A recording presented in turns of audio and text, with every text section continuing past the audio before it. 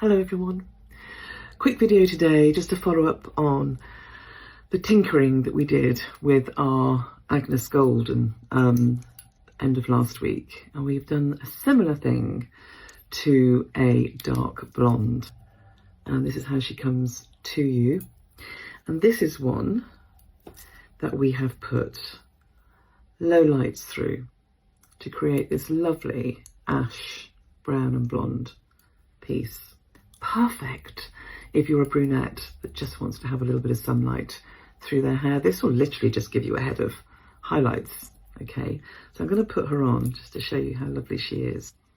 Okay, now I'd be perfectly happy to wear her as is, but if you want to make the parting more distinct because she has a darker base, then I have the trick for you.